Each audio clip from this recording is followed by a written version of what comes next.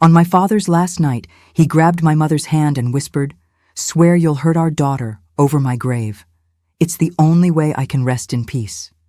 And I, hiding behind the door, felt the weight of that curse that would last for years.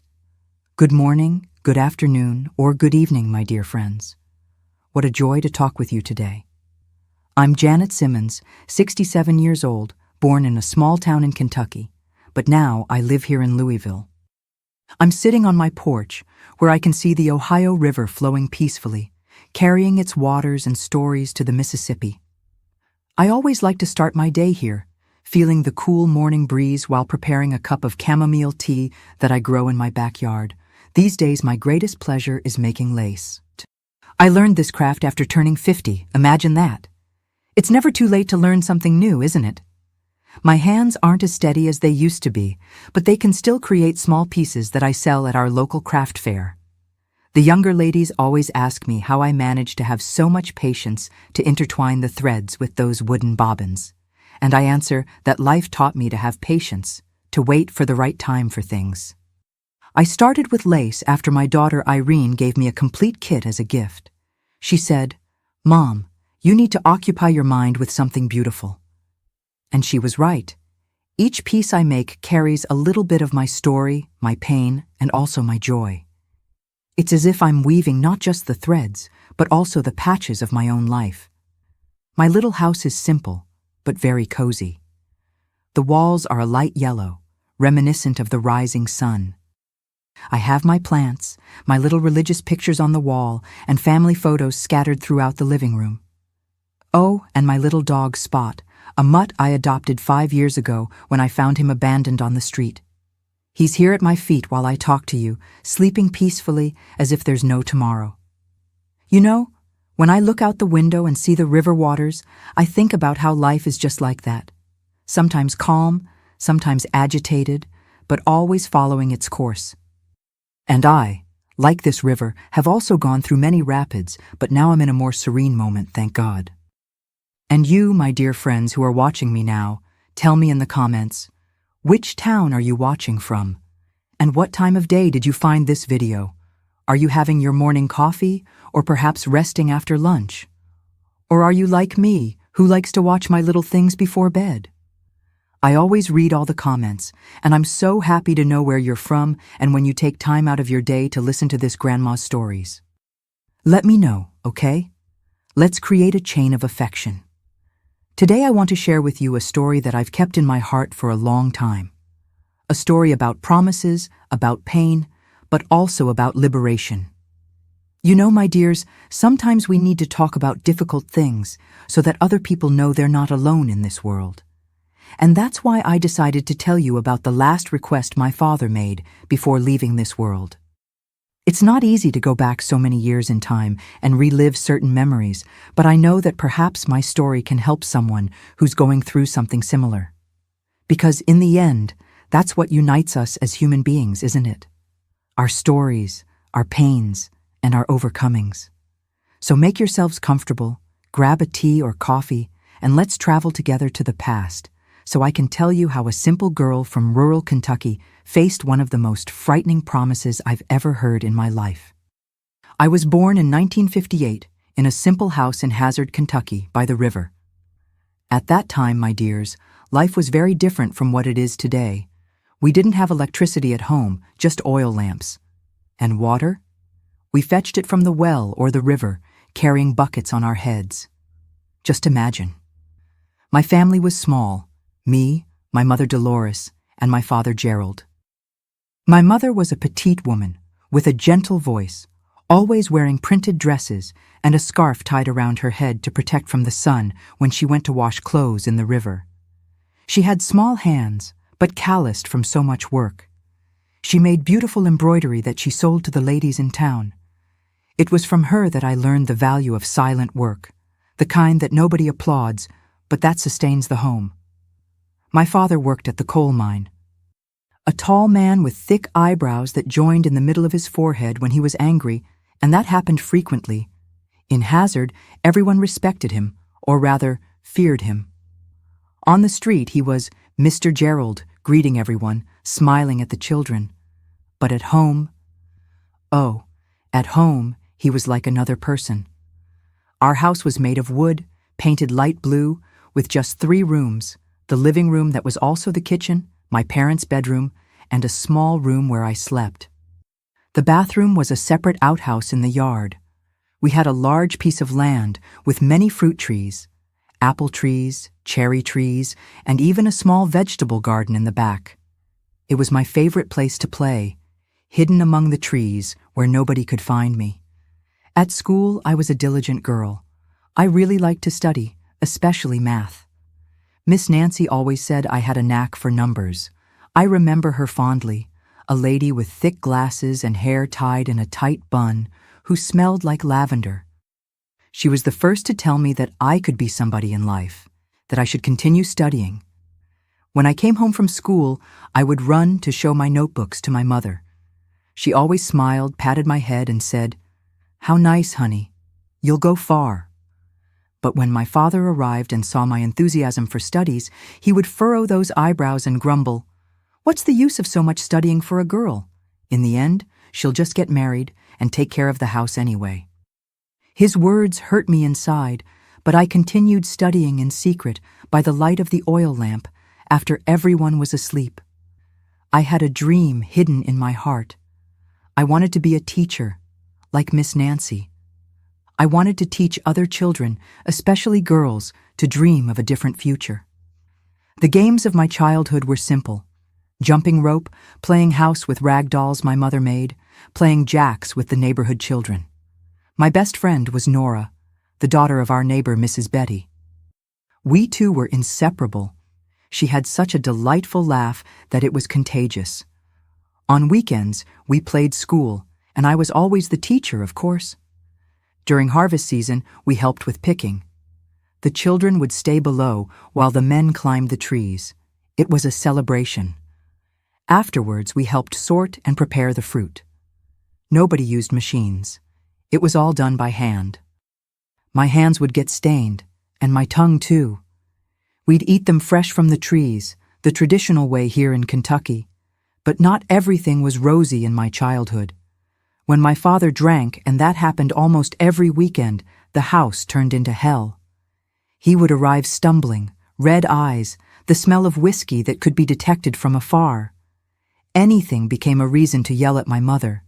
She would lower her head and accept everything silently, as if it were normal, as if she deserved it.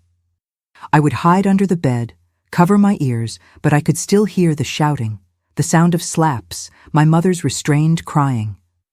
The next morning, it was as if nothing had happened. My mother prepared breakfast, served my father, who ate in silence, and then left for work. The purple marks on her arms were covered by long sleeves, even in the strong Kentucky heat. And so life went on, in a cycle that seemed endless.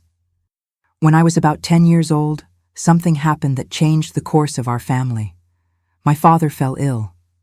At first, it was just stomach pains that he disguised. Then he began to lose weight, his skin turned yellowish, and he started missing work. The doctor at the health clinic said it was a liver problem and that he needed to go to Cincinnati for tests. I remember the concern on my mother's face, not for the love she felt, but for fear of what would become of us without the money he brought home. There were months of coming and going to Cincinnati. The situation got worse, and with it, my father's temperament. The illness didn't soften him. On the contrary, it seemed to have awakened an even crueler side. He blamed my mother for the disease, saying it was her cooking that had ruined his liver. He even blamed me, saying that I gave too much trouble, that the studies cost too much. At that time, I began to feel a constant weight in my chest, a sadness that wouldn't pass, a desire to disappear. It was at this time that I met Mrs. Clara, a lady who sold medicinal herbs at the farmer's market.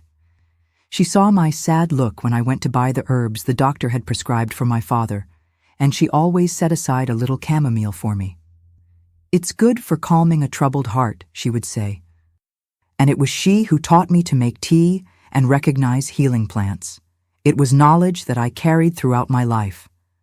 At the end of 1970, when I was 12 years old, the doctors said there was nothing more they could do. My father returned home for his last days. The house, which was already a heavy place, became even more somber, the smell of medicines mixed with that of illness.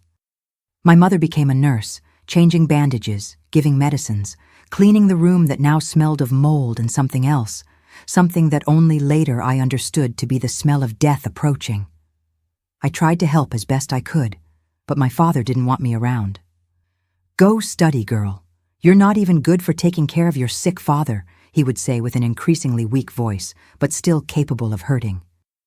And so, between school and the increasingly sad house, I entered adolescence, carrying a weight that no child should carry. I remember as if it were yesterday those last months of 1970. My father's condition was rapidly worsening.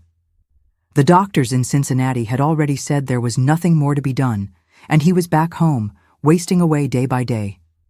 His room had transformed into a somber place with the smell of medicines and suffering. The curtains always closed left the environment in dim light, even during the day. I had just turned 13 when the situation at home became truly unbearable. Despite the advanced disease, my father had not lost the capacity to be cruel. In fact, it seemed that the proximity of death had made him even more bitter, as if he blamed the whole world for his fate. And we, his family, were the closest targets of his anger. "Dolores, come here, you useless woman," he would shout from the room, even when he barely had the strength to lift his head from the pillow. And my mother would run, always solicitous, always fearful. "What is it, Gerald? Do you need something? This food is garbage. Not even when I'm dying can you make something decent."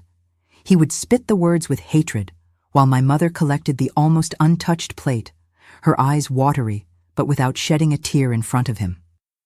I observed everything from the door, feeling a lump in my throat. I wanted to defend my mother, to say that she was doing her best, that she spent sleepless nights taking care of him, that her hands were cracked from working so hard. But the words remained stuck.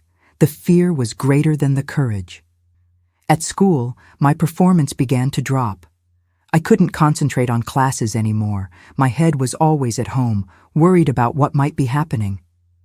Miss Nancy noticed the change and, one day, called me to talk after class. "What's happening, Janet? You've always been one of the best students, but lately it seems like your head is elsewhere." I tried to pretend, to say that everything was fine, but Miss Nancy had eyes that seemed to see through lies. I sat in a corner of the empty classroom and, for the first time, I broke down. I told her about my father's illness, about how he treated my mother, about the constant fear we felt at home. I told her that sometimes I wished it would all end soon, and then I felt guilty for thinking that way. Miss Nancy listened in silence, her eyes full of compassion. When I finished, she held my hands and said something I never forgot. "Janet, there are people whose hearts are softened by illness, and there are those whose hearts are hardened even more by illness. It's not your fault or your mother's. You're doing the best you can in a difficult situation." Her words were like a balm to my tormented soul. For the first time, someone validated what I felt, someone understood what we were going through. Miss Nancy lent me some books and said that when life at home was too difficult, I could take refuge in the stories. Books are portals to other worlds, Janet. When reality is too hard, you can always escape for a few hours. And that's what I did. I began to read avidly, hidden under the covers with a flashlight after everyone was asleep. I read The Little Prince, The Adventures of Tom Sawyer, and other books that Miss Nancy lent me. Those stories became my refuge, my escape valve. At home, my father's health visibly deteriorated. His body, once strong and imposing, was now skeletal, the yellowish skin stretched over the bones. His eyes, however, maintained that gleam of fury, especially when he saw me. He seemed to have developed a special aversion to me, as if my youth and my dreams were an insult to his condition. "This girl just brings expenses," he would grumble to my mother when he thought I wasn't listening. "So much studying for what? A woman needs to learn to take care of the house, find a husband. I won't be here to support this brat forever." The irony was that he really wouldn't be, but not for the reasons he thought. Death was approaching. We all knew it. Dr. Wilson from Hazard came to the house once a week, and his visits became increasingly brief. There was nothing more to do besides administering morphine to ease the pain. It was during one of those visits that I noticed something strange. The doctor had just left, and I was in the kitchen helping my mother wash the dishes when I heard my father calling her. His voice was different, not the usual shout, but something almost conspiratorial. "Dolores, come here. I need to tell you something." My mother dried her hands on her apron and went to the bedroom. Moved by curiosity, I silently followed and stopped by the partly open door, where I could hear without being seen. "The girl will have to help pay for the funeral," my father was saying in a low voice. "I don't want to be buried like a pauper." "But Gerald, how is she going to help?" "She's only 13, my mother replied, her voice trembling. "There's Adam, from the mine. He always thought the girl was pretty. He said he would pay well to, you know." I felt an icy shiver run down my spine. I didn't completely understand what my father was suggesting, but I knew it was something terrible. "No, Gerald. She's just a child, for God's sake." For the first time, I heard my mother oppose him, albeit in a low and frightened voice. "A child? She's already a young lady, already has a woman's body, and she'll need to learn to fend for herself after I'm gone. Better start soon." I recoiled in horror, my heart beating so hard that I was sure they could hear it. I ran to the yard and hid among the apple trees, trying to process what I had just heard. My own father was suggesting, no, it couldn't be true. I must have misunderstood. But in the following weeks, I noticed this Adam, a fat man with a thick mustache who worked with my father at the mine, appearing at our house more frequently. He brought groceries, medicines, sometimes even a little money. And he looked at me in a way that made me feel dirty, even when fully dressed. "Your daughter is becoming a beautiful young lady, Mrs. Dolores," he would say, stroking his oily mustache. "She takes after her mother." I avoided being at home when he came. I made up excuses, said I needed to study at Nora's house, anything to not be present. But the constant anxiety began to consume me. I started having nightmares, losing my appetite. I developed an irrational fear of being alone, especially when my mother needed to go out to buy something or resolve some matter. The disease and the fear left me in a constant state of alert, like a cornered animal. I couldn't concentrate on my studies anymore. I had no more energy to play with my friends. It was as if a dark cloud hovered over me, stealing all the joy and light from my life. And the worst thing was that I had no one to talk to about it. My mother was always busy taking care of my father, and I didn't want to burden her with my fears, especially because I suspected she feared the same thing I did. January of 1971 arrived with heavy snows, typical of the Kentucky winter. The snow fell in dense curtains, transforming the dirt roads of Hazard into impassable mires. The constant sound of snow on our tin roof mixed with my father's increasingly difficult breathing. The doctors had said it was a matter of days. Our house became even more isolated because of the snow. Few visitors risked facing the mud and snow to reach us. Only Dr. Wilson and Adam appeared regularly. The doctor, out of professional duty, Adam, for interests that gave me the chills. That man's constant presence became a torment. He would appear without warning, usually when my mother was busy with my father. He would sit in the living room, legs wide open, occupying space, small and moist eyes following me wherever I went. "Come here, little Janet," he would call, patting his knee like someone calling a dog. "Come talk to Uncle Adam." I would make up excuses, say I needed to help my mother, that I had homework to do, but I couldn't always escape. Sometimes he would corner me in the kitchen or in the narrow hallway that led to the bedrooms. "Your father told me that you need to help with the expenses," he would whisper, his breath of whiskey and tobacco making me nauseous. "I can help you, you know. I have a little money saved up." His hands, thick and calloused from work in the mine, would try to touch my face, my hair. I would dodge as best I could, my heart racing, a feeling of nausea rising in my throat. On a particularly snowy afternoon, when my mother had gone to the pharmacy to get more morphine for my father, Adam appeared. I was alone with my father, who was sleeping under the effect of the medications. I tried not to answer the door, pretend there was no one home, but he continued knocking, each time harder. "I know you're in there, girl. Open this door." Afraid that the noise would wake my father and worsen his condition, I ended up opening it. Adam entered, shaking his wet hat, splashing water on the clean floor. "Your mother isn't here?" he asked, looking around with his small and astute eyes. "She went to the pharmacy. She should be back soon," I replied, keeping my distance, hands nervously gripping the apron I was wearing. "Better that way," he smiled, revealing teeth yellowed by tobacco. "We can talk in private."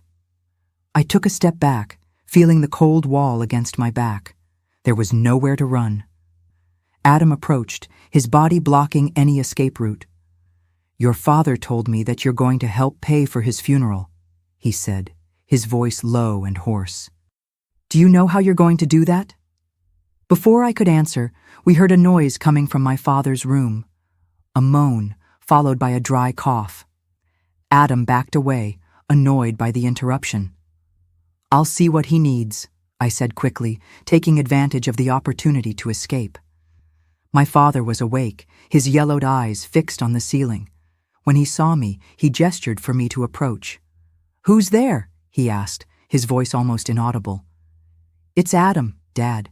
He came to see how you are." A strange smile formed on his dried lips. "Call him here. And your mother, where is she?" "She went to get your medicines. She should be back soon." Reluctantly, I called Adam to the room. He entered, removing his hat in a gesture of false respect. The two men exchanged glances, a silent communication that I couldn't decipher, but that made my stomach churn with apprehension. "How are you, buddy?" Adam asked, approaching the bed. "Dying," my father responded dryly. "But before I go, we need to settle that matter." Adam nodded, casting a sidelong glance at me. "All set, buddy. I'll take care of everything. Your family won't want for anything." The way he said, "take care," made my blood freeze. There was something predatory in his tone, in his look. My father made a gesture for me to leave the room, and I obeyed, relieved to get away from them, but terrified by what they might be arranging. I stayed in the kitchen, pretending to organize the dishes, but with my ears alert. The voices were too low for me to understand what they were saying, but the conspiratorial tone was evident. A few minutes later, Adam left the room, adjusting his belt with a satisfied air. "Your father wants to talk to you," he said, passing by me and touching my arm in a way that made me want to run to the river and wash myself. "I'll wait for your mother to return." I entered the room with my heart pounding. My father was more agitated, trying to sit up in bed, the effort making his breathing even more laborious. "Come here," he ordered, pointing to the edge of the bed. I approached cautiously, maintaining some distance. Even debilitated by the disease, my father still terrified me. "You're already a young lady," he began, his eyes traveling over my body in a way that made me feel exposed, vulnerable. "And soon I'll be dead. Your mother can't support you two alone." I remained silent, the lump in my throat preventing any response. "Adam is a good man, has some money saved up. He'll help you, but he needs gratitude." He coughed, a harsh sound that seemed to tear his chest. "You understand what I'm saying?" I understood perfectly, and the horror of that proposal left me paralyzed.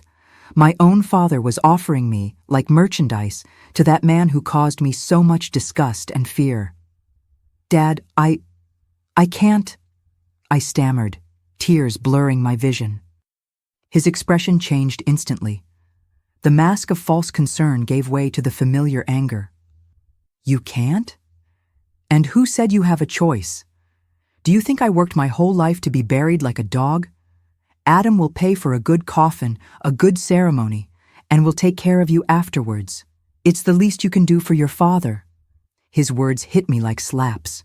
I backed away, trembling, unable to believe what I was hearing. At that moment, the front door opened, and I heard my mother's voice calling. I had never felt such relief in my entire life. "Don't tell her anything," my father threatened in a low voice. "She doesn't need to know the details. She just needs to accept Adam's help." I left the room dazed, my legs weak, my mind in turmoil. My mother was in the kitchen, storing the medicines she had brought. Adam was talking to her, his tone falsely solicitous. "Mrs. Dolores, don't worry about anything. After my buddy passes, I'll take care of everything. The funeral, the expenses, you two." I saw the look of distrust my mother gave him, a spark of resistance she rarely showed. "That's very kind of you, Mr. Adam, but we'll manage. Your daughter and I have already talked," he insisted, looking at me with a smile that made my stomach churn. "Isn't that right, little Janet?" I couldn't respond. Panic closed my throat, and I felt the room spinning around me. Before anyone could say anything else, I ran outside, into the heavy snow, preferring to get soaked than to stay one more minute in that house with those men. I ran until I couldn't anymore, my feet sinking in the mud, the snow mixing with the tears on my face.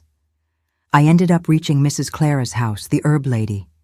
She saw me through the window and opened the door, alarmed at my state.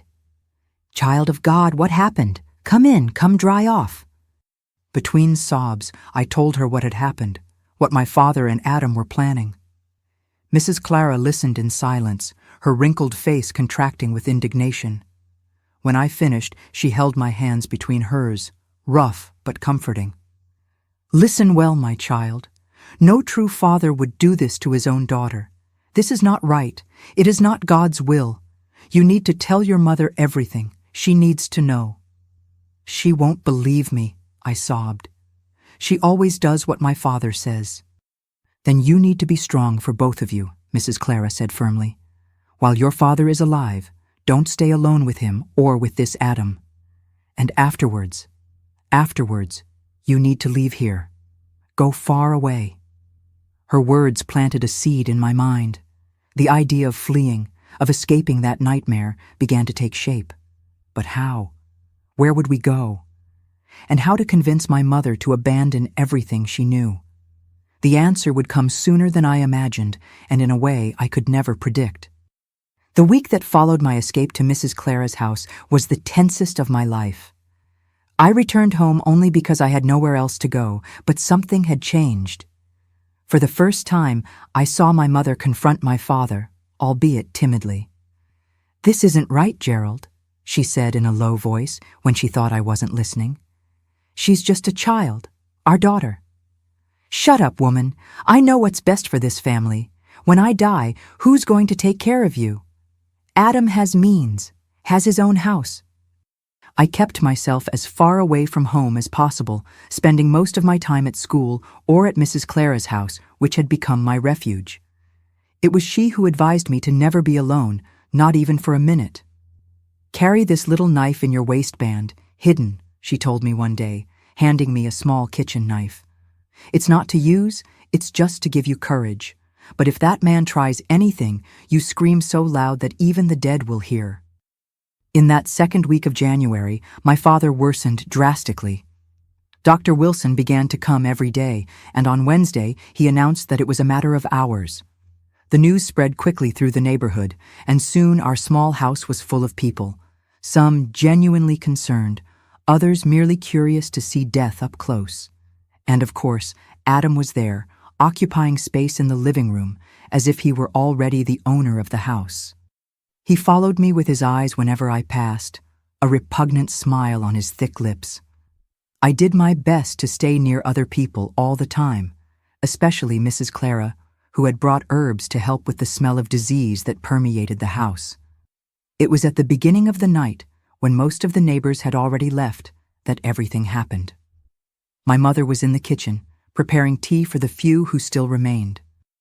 I was sitting in a corner of the living room, hugging my knees, trying to make myself invisible. Adam was talking in a low voice with Mr. George, another colleague from the mine, when my father started calling, his voice a weak but urgent whisper. Dolores, Dolores. My mother ran to the room, and I became even more huddled in my corner, aware that Adam was not taking his eyes off me. A few minutes later, my mother appeared at the door of the room, her face pale. Mr. Gerald is calling you, Janet, she said, her voice trembling slightly. And you too, Mr. Adam. My heart raced. I didn't want to enter that room, much less with Adam. But there was something in my mother's look, a kind of resolution that I had never seen before, that gave me courage to get up and go. The room was in dim light, illuminated only by a candle that my mother had lit next to the image of the Virgin Mary. My father was lying down, looking more like a corpse than a living man. The yellow skin stretched over the bones, the sunken eyes, the difficult and noisy breathing. The smell was unbearable, a mixture of medicines, sweat, and imminent death. Come closer, he whispered, making a weak gesture with his hand. I want you to swear something. I approached reluctantly, keeping my distance from Adam, who positioned himself on the other side of the bed. My mother remained at the door, like a silent sentinel. Adam, my father began, his voice almost inaudible, you promised me that you'll take care of my family after I'm gone. Of course, buddy, Adam replied, the false solemnity in his voice causing me nausea. I'll take care of them as if they were my own family. The way he said that, looking at me with those small and greedy eyes, made my stomach churn. I gripped the small knife hidden in the waistband of my dress, feeling the cold handle against my skin. And you, Janet, my father continued, turning his yellowed face to me, I want you to swear that you'll obey your mother and Adam after I'm gone, that you'll do what's necessary to help the family. I remained silent, unable to respond. How could I promise such a thing? How could I voluntarily hand myself over to the man who caused me so much fear and revulsion? Swear, girl! My father's voice suddenly gained strength, startling me. Swear that you'll do what Adam says. It was at this moment that something unexpected happened. My mother, who had always been so submissive, so silent, took a step forward. No, Gerald, she said, her voice firm despite the slight tremor. Our daughter won't swear anything like that. My father turned his face to her, surprised by the unprecedented boldness. What? What did you say, woman? I said no, my mother repeated, now advancing into the room. I know what you and Adam are planning. I heard you two talking, and I won't allow it. Adam's expression changed instantly. The affable smile gave way to a mask of anger. Mrs. Dolores, don't get into this. It's a matter between men. A matter between men? My mother repeated, and for the first time in my life, I saw fury in her gentle eyes. You're talking about my daughter, my 13-year-old daughter. My father tried to sit up, the effort making him cough violently. Shut up, woman. You don't know anything. Yes, I do, Gerald. I know that you want to sell our daughter to this man, in exchange for a coffin and a few coins. I know that you two planned this for weeks, behind my back. But it's over. Even if it's the last thing I do in this life, I won't let this happen. The room was silent for a moment, broken only by my father's laborious breathing. Then, Adam went around the bed, approaching my mother with clenched fists. You'll regret this, Mrs. Dolores. When your husband dies, who's going to pay the bills? Who's going to feed you? Do you think you'll be able to support the house by taking in laundry? It was then that I saw, for the first time in my life, my mother confront a man as an equal. She didn't back down an inch, despite being at least a head shorter than Adam. I'd rather starve than see my daughter in your hands, Mr. Adam. I'd rather work until I die than sell my daughter's soul. Now, get out of my house. Get out and don't come back. Adam's face contorted with fury. For a terrible second, I thought he was going to hit my mother right there, in front of my dying father. Instead, he took a step back, pointing his fat finger in her direction. "You'll regret this, woman. Both of you will. I have friends at the mine. I have friends in the police. You won't be able to get work anywhere in this town. You'll starve to death, both of you." "That's in God's hands, Mr. Adam," my mother responded calmly. "Now please, leave my house. My husband is dying and deserves peace in his last moments." Adam left, stomping hard, not without casting a final threatening look in my direction. When we heard the front door slam, my mother turned to my father, who had watched everything with eyes wide with surprise and impotent fury. "How dare you?" he began, but a new bout of coughing interrupted him. My mother approached the bed, no longer the submissive wife, but a woman determined to protect her daughter.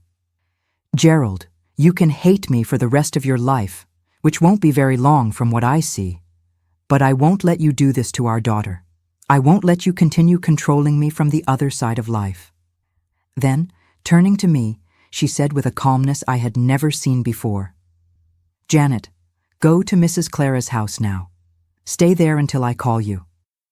I obeyed immediately, running through the dark night to the old herb lady's house. I spent the night there, lying on a mat, unable to sleep, thinking about the confrontation I had witnessed and what would come after. The next morning, Mrs. Clara woke me with the news. "Your father passed away during the night, my child. Your mother came to let us know. She said for you to stay here a little longer until she resolves some things." I stayed at Mrs. Clara's house for 2 days. On the 3rd day, my mother came to get me, her eyes red from crying, but with a new resolution on her face. "Your father was buried yesterday," she told me simply. "Few neighbors came. Adam didn't come." "And now, Mom? What will become of us?" I asked, the fear of the future tightening my chest. She took my hands between hers, looking me directly in the eyes. "Now, my daughter, we're leaving here. Far away, where nobody knows us, where we can start over. Mrs. Clara spoke of an acquaintance of hers in Cincinnati, who can help us find work. It's a good distance away, but the farther, the better." Something inside me broke and remade itself at that moment. The relief of knowing that I wouldn't be handed over to Adam. The sadness for my father's death. Despite everything, still my father. The fear of the unknown. The hope of a new life. I hugged my mother, crying all the tears that I had suppressed for so long. "It will be all right, Mom," I whispered between sobs. "We'll make it." We left Hazard one morning in February of 1971 when the snow had given a break. We carried only a cardboard suitcase with our clothes and a few personal belongings. The rest was left behind, sold at low prices, or simply abandoned. My mother managed to gather some money by selling the furniture of the house and the kitchen utensils. It wasn't much, but it would be enough for the first times in Cincinnati. Mrs. Clara accompanied us to the bus station, where we would take the bus that would take us to the big city. It was a Greyhound that made the journey daily, carrying passengers and goods. Before we said goodbye, the old herb lady pulled me aside and placed a small package in my hands. "It's a protection charm, my child," she explained in a low voice. "It has cleansing herbs, protection herbs, and path-opening herbs. Always carry it with you. It will help you in your new life." I thanked her, moved, keeping the amulet in the pocket of my dress. It was the only gift I had received in a long time, and it came loaded with genuine affection. I hugged Mrs. Clara tightly, knowing that I would probably never see her again. "Thank you for everything you did for us," I whispered, my voice choked. "Go with God, girl, and remember, never again let anyone diminish you. You have strength inside you more than you imagine." The journey to Cincinnati lasted about 3 hours. I sat by the window of the bus, watching the road pass slowly. The snowy mountains of Kentucky carried trunks and leaves, following their inevitable course to the valleys. I thought about how our lives were like that too, carried by the current of events, sometimes fighting against the tide, sometimes letting ourselves be carried. My mother remained silent during almost the entire journey, her eyes fixed on the horizon, her hands nervously clutching the handle of the suitcase. Only when we sighted the first signs of Cincinnati did she turn to me with a tired smile. "We're going to start over, daughter. Just the two of us." We arrived in Cincinnati without knowing anyone beyond the name that Mrs. Clara had given us, Adele Martin, a midwife who lived in the Over-the-Rhine neighborhood. With some difficulty and many questions, we managed to find her house at the end of the afternoon. It was a simple brick construction, painted a faded blue, with a small yard full of medicinal plants. Mrs. Adele received us with initial distrust, which soon transformed into welcoming when we mentioned Clara's name. The two had met years before at a gathering of healers and midwives of the Midwest. "Clara sent me a letter last week talking about you," she said, inviting us in. "She told me roughly about the situation. You can stay here until you get settled. I have a small room in the back that's empty." The room was small, barely fitting 2 mats on the floor, but it was clean and dry. For the first time in a long time, I felt that we could breathe without fear. That night, lying next to my mother, I heard her crying softly. They weren't tears of sadness, I realized, but of relief. The weight she had carried for so many years was finally beginning to dissipate. In the first days in Cincinnati, we stayed at Mrs. Adele's house, helping with the household chores in exchange for lodging and food. The midwife was an energetic woman, despite her almost 60 years. She knew everyone in the neighborhood and soon began to introduce us to the right people. "Dolores, you know how to sew, don't you? Mrs. Judy from the fabric store needs a seamstress, and you, girl, need to go back to school." That's how, a week after our arrival, my mother got a job at Good Return Fabric Store as a seamstress. The salary was modest, but enough for us to rent a small room in a nearby boarding house and support ourselves. And I, to my joy, was enrolled in the local high school, where I could continue the studies that I loved so much. Adapting to the new city wasn't easy. Cincinnati was much bigger than Hazard, with its concrete buildings, paved streets, and constant movement. The heat was even more intense, and in the first months we suffered with fevers and different food. But there was something liberating about being anonymous, about walking the streets without the weight of judging looks or malicious whispers. Nobody there knew our past.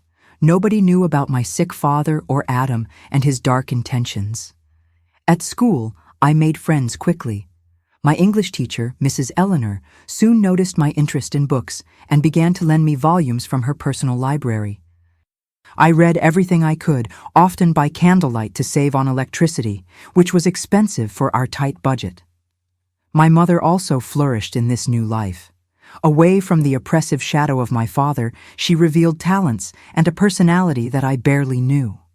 Her sewing was praised for its precision and creativity. Soon she was making not just repairs, but creating dresses and blouses that became popular among the store's customers. Gradually, she began to smile more, to speak louder, to occupy space. A year after our arrival in Cincinnati, we managed to move to a small house, but our own, in the North Side neighborhood. It was made of wood, like most houses in the region, and was on a lot shared with 2 other families. But it had a little yard where my mother planted herbs, chives, and a tomato plant, essential for the sauces she learned to make with a neighbor from Italy. It was at this time that we met who would become our extended family, the Taylors. Mr. Theodore Taylor worked at City Hall, and his wife, Mrs. Myrtle, sold lunches in front of the school where I studied. They had 2 older children who had already left home, and a daughter my age, Susan, who soon became my best friend. The Taylors adopted us in a way. They invited us for Sunday lunches, included us in birthday parties, took us to spend Christmas with them. Mr. Taylor became the positive male figure that I never had in my life. Patient, gentle, respectful. Observing how he treated Mrs. Myrtle with affection and equality, I began to understand that not all men were like my father or Adam. In 1973, when I was 15 years old, an unexpected event changed the course of our lives once again. A letter arrived from Hazard, sent by Mrs. Clara. In it, the old herb lady told us that Adam had died in an accident at the mine. A cave-in had fallen on him while he was working, killing him instantly. My mother read the letter in silence, then carefully folded it and kept it in the drawer of the dresser. "I don't wish death on anyone," she said finally. "But I confess that I feel a relief. Now we can really move forward without looking back." And that's what we did. With Mr. Taylor's help, I got a scholarship at the best school in Cincinnati to finish high school. My mother, in turn, set up her own small sewing atelier in the back of our house, after the popularity of her work grew beyond the fabric store. In 1976, at 18 years old, I was accepted to study education at the University of Cincinnati. I was the first person in my family to enter a university. On the day of the result, my mother cried with joy, and the Taylors organized a surprise party to celebrate. "See, Janet," said Mrs. Myrtle, hugging me. "Your father said that studying wasn't for girls, but look at you now, entering the university. This is to show that we should never let others decide what we can or cannot do." It was during college that I met Elijah, a young history teacher who would become my husband years later. He was different from any man I had known, cultured, gentle, respectful. Our courtship lasted throughout the period of graduation, with him encouraging me at every step, celebrating my achievements as if they were his own.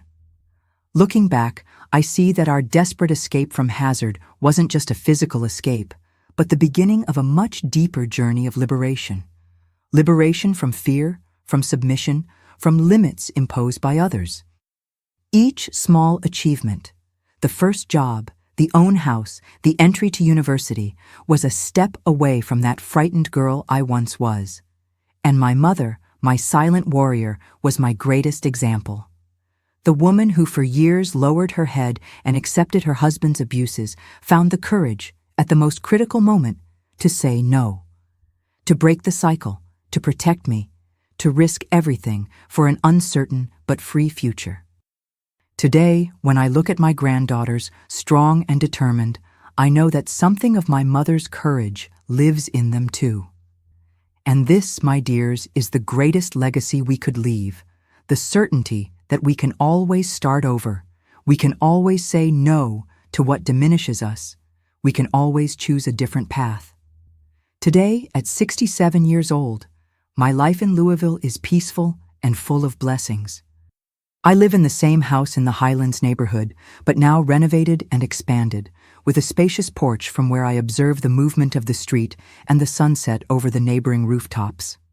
The years have been kind to me, and despite the wrinkles and white hair, I feel more alive and fulfilled than I ever imagined possible in those dark days of my youth. Elijah and I got married in 1980, after I graduated in education. He was always a companion in the truest sense of the word, sharing the responsibilities of the house, supporting me in my decisions, treating me as an equal. We built together a life based on mutual respect, something that I didn't even know was possible after growing up seeing my parents' relationship. Our daughter, Clara, was born in 1982, named in honor of that herb lady who changed our destiny. Today she is a pediatrician, graduated from the University of Kentucky.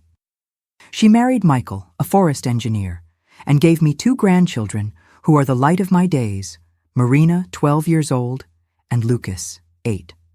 My mother, Dolores, lived with us until her passing in 2010, at 82 years old. In the last years of her life, she became a completely different person from that submissive woman I knew in childhood. She was cheerful, talkative, loved to participate in community parties, and passed her sewing knowledge to many young women in the neighborhood. She died peacefully, surrounded by love, having known her great-granddaughter Marina. My days now are occupied with small pleasures. In the morning, I make my lace craft, an art that I learned from an elderly lady from New England who moved to our street about 15 years ago. In the afternoons, I often receive my grandchildren after school. I teach them not only school subjects, after all, I was a teacher for 35 years before retiring, but mainly values and stories of our family and our region. With Marina, my smart and curious little granddaughter, I share stories about strong women I knew, including softened versions of her great-grandmother's story. I want her to grow up knowing that she has the right to be respected, that she can choose her own path, that her voice matters. With Lucas, so sensitive and gentle, I cultivate these same qualities. I see in him the chance to help create a man different from those who marked my childhood so negatively. On weekends, our house fills with voices and laughter. Clara and Michael come for lunch, sometimes bringing friends. Elijah, even at 72 years old, still insists on preparing his specialty, grilled fish. I have dear friends, like Mrs. Susan, my friend since adolescence, and her husband, Mr. Raymond. Together we play dominoes on the porch while remembering stories from other times. I'm grateful for each day that dawns. When I wake up and see the sun coming through the window, I think of the frightened girl I once was, in that somber house in Hazard, and I can hardly believe the transformation. The pain didn't completely disappear. Certain wounds never fully heal. But I learned to live with it, to integrate it as part of my story without letting it define me. Some nights I still wake up startled, with my heart beating fast, fragments of nightmares escaping through the crack of consciousness. On days of storm, when the thunder is very strong, I still instinctively curl up, a reflex from those days when I hid from my father's shouts. But now I know they are just memories, that I am safe, that I built a home where fear has no place. And that, my dears, is perhaps the greatest victory, creating an environment of love and respect so different from that in which I grew up. Seeing my daughter and my grandchildren grow up without the weight of constant fear, seeing them flourish in their individualities, knowing that they are unconditionally loved. It's as if each of their smiles erased a bit of the pain of the past, as if each hug rebuilt something that was broken a long time ago. My dears, now that I've shared my story with you, I want to leave some words for those who may be going through difficult situations, similar to those I faced. Because life has these things. It puts us in trials that seem impossible to overcome, but also gives us the necessary strength to move forward. If you are in a situation of abuse, of fear, of submission, I want you to know, from the bottom of my heart, you are not alone. And more importantly, you deserve a dignified life. You deserve respect. You deserve to be treated with kindness. Nobody, not a father, not a husband, not a boss, not anyone, has the right to make you feel less than you are. I learned that age doesn't define our strength, but rather our capacity to start over each day. Even at almost 70 years old, I still feel like I'm learning and growing, discovering new ways to be happy. My wrinkles are survival maps. Each one tells a story of pain overcome. When I look in the mirror, I see not just the signs of time, but the marks of a warrior who didn't give up. Life taught me that even in the deepest darkness, our inner light never goes out. Even in those terrible days in Hazard, when I thought there would be no way out, there was a flame of hope that refused to die. I never allowed my dignity to be stolen, even when they tried to take everything from me. Because, in the end, that's what defines us, not what others do to us, but how we choose to respond. I discovered that we are stronger than we imagine, especially when we think we can't take it anymore. It's precisely when we're at the bottom of the well that we discover resources we didn't even know we had. Time doesn't heal all wounds, but it teaches us to live with them and still smile. Even today, certain memories hurt, certain noises scare me, but I learned not to let the past steal my present. My story is not about what they did to me, but about how I chose to respond. I chose to be more than a victim. I chose to be a survivor, a woman who rebuilt her life and helped others do the same. If you are facing difficult days now, remember, courage is not the absence of fear, but the decision that something is more important than that fear. For me, it was my future, my dignity, and later my daughter and my grandchildren. Find your reason to be strong and hold on to it. And now, my dears, I need to make a very special request. If this video touched your heart, hit the subscribe button and activate the bell right now. Each subscription to this channel means that my story is reaching more people who may need to hear that it's possible to overcome difficult moments. Even more importantly, share this video immediately with some woman you know who may be suffering in silence. Be the Mrs. Clara in someone's life. Your action could literally save a person from years of suffering. Do you know someone who is living in an abusive situation? Or maybe you yourself are going through this. Leave a comment saying just the word courage so that I know you watched until the end and so that other people know they are not alone in this fight. Do it now. Don't wait even one more minute. Because, my dears, what I never told anyone until today is that, in the weeks after my father's death, I found a hidden diary where he listed all the girls in the neighborhood he planned to offer to Adam after me. Some were no more than 10 years old. By saving me, my mother and Mrs. Clara saved many other children without even knowing it. And that is something that will accompany me until my last breath. Don't forget to like this video, subscribe to Grandparents' Tales, and let me know in the comments where you're watching from. Your support means the world to me.